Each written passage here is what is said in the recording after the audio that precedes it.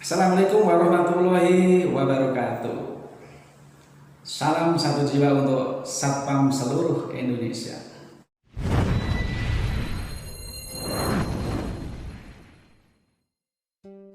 Selamat datang di channel saya, di channel Halo Satpam.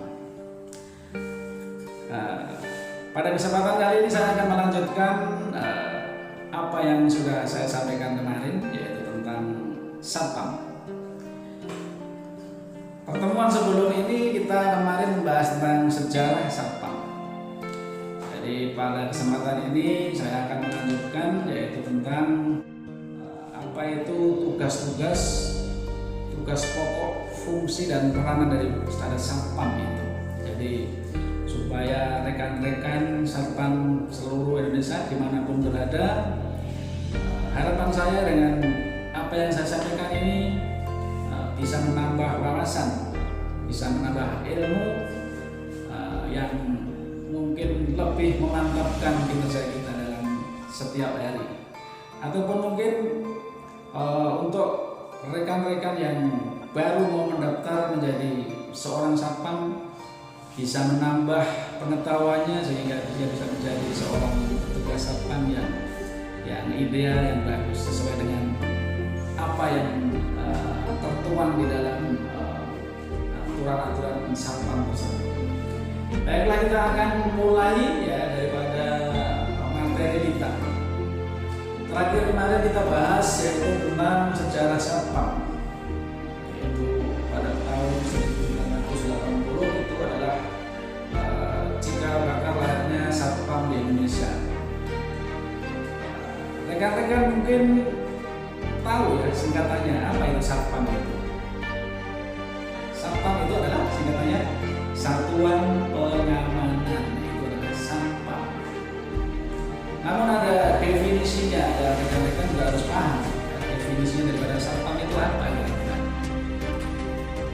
Definisi daripada Satpam itu adalah suatu satuan tugas atau kelompok yang dibentuk oleh instansi atau oleh suatu lokasi di tempat yang kira-kira memerlukan Satpam, atau suatu badan-badan usaha jasa pengamanan atau BUJP yang di situ mengadakan pembinaan atau pelatihan Satpam, sehingga ada lokasi di mana pun yang memerlukan mungkin petugas keamanan dari badan-badan inilah dia yang bisa mengambil dari sana. Karena yang dari badan-badan usaha jasa pengamanan ini biasanya dia juga bagus rekrutannya, dan dari segi kemampuannya mereka lebih memadai.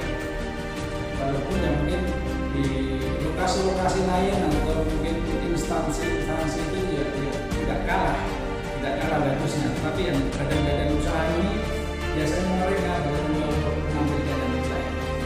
Nah, itu yang mereka katakan. Kita akan kupas habis tentang Satpam ini. Tentang Satpam. Kalau tadi definisinya daripada Satpam, saya ulangi definisi daripada Satpam. Satpam adalah suatu satuan atau kelompok petugas yang dibentuk oleh instansi atau suatu lokasi tertentu atau suatu badan usaha jasa pengamanan yang di situ menyelenggarakan atau mengadakan jasa pengamanan, yang tugas Satpam ini adalah menyelenggarakan keamanan di lingkungan kerjanya, menyelenggarakan keamanan dan di lingkungan kerjanya dari ancaman-ancaman sekitarnya, dari ancaman sekitar tempatnya dia bekerja. Nah, itu definisi daripada Satpam. Kita akan kupas habis tentang Satpam. Ya. Satpam, satuan. Satuan di sini mengandung arti kurang lebih bahwa petugas keamanan itu bahwa dalam pelaksanaan tugasnya tidak mutlak harus berdua atau bertiga atau berempat, tetapi sendiri pun juga mampu. Itulah keistimewaan petugas Satpam.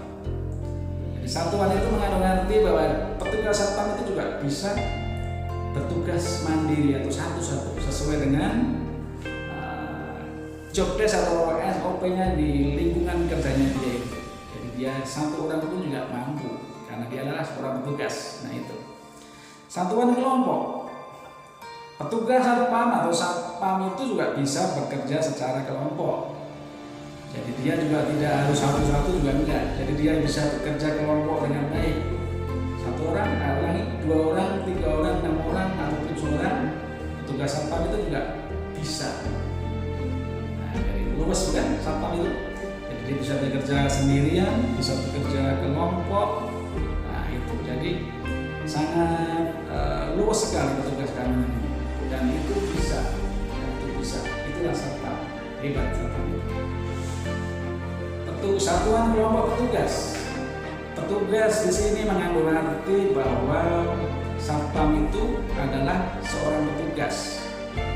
Dalam arti bahwa satpam itu bukan istilahnya apa ya, petugas satpam itu tidak direkrut sembarangan hanya diberi baju kemudian bukan, tapi bahwa satpam ini adalah orang-orang yang terlatih, orang-orang yang dilatih sedemikian rupa tentang keamanan, tentang SOP lokasi seperti apa, bila mana ada temuan seperti apa. Nah itulah petugas satpam. Petugas satpam mampu untuk melaksanakan itu. Dan satpam ini menyandang nama petugas, menyandang nama petugas ini, karena memang dia juga layak ya. Ibaratnya kalau orang naik motor, itu tentunya harus punya SIM. Sedangkan satpam ini juga mempunyai SIM, tapi berupa KTA atau sertifikat yang menunjukkan bahwa Bapak Satpam ini layak untuk menjadi seorang petugas. Kenapa? Ya karena lokasi dimanapun yang membutuhkan petugas satpam. Tentunya lokasi itu juga tidak mau kalau petugas keamanannya tidak bisa apa-apa, dalam arti tidak bisa bekerja. Ada temuan-temuan yang harus menyelenggarakan sistem keamanan tidak mampu dan sebagainya. Biasanya yang memakai petugas satpam biasanya menanyakan tentang keabsahannya Bapak Satpam, menanyakan tentang sertifikat, ada pertama, prosedur keamanan, prosedur dari yang utama, kemudian KTA. Itulah yang melegalkan seorang petugas keamanan. Jadi kalau petugas keamanan atau satpam itu tidak mempunyai KTA atau tidak mempunyai sertifikat, itu berarti satpam gadungan. Ya, itu rekan-rekan ya. Jadi petugas satpam petugas itu namanya orang yang terlatih, orang yang dididik sedemikian rupa. Yang mendidik siapa? Yang mendidik adalah tentunya dari unsur-unsur instansi pemerintah. Yang di situ adalah Polri atau Kepolisian Republik Indonesia yang berhak untuk membinanya. Nah, itu. Jadi satpam itu adalah mitra polisi yang dibawa langsung atau naungan daripada kepolisian, unsur pembinaannya. Satuan sudah, kelompok sudah, petugas sudah. Kemudian petugas satpam ini untuk menyelenggarakan pengamanan swakarsa. Swakarsa ini pengamanan secara mandiri. Jadi contohnya seumpama di apartemen A, nah, seperti itu di apartemen A. Dari warga di sini sudah bermusyawarah untuk tidak melibatkan dari unsur kepolisian yang untuk menjaga areanya. Jadi dia secara mandiri menyelenggarakan atau mengadakan pengamanan sendiri, yaitu dengan membentuklah petugas satpam itu, yaitu namanya swakarsa.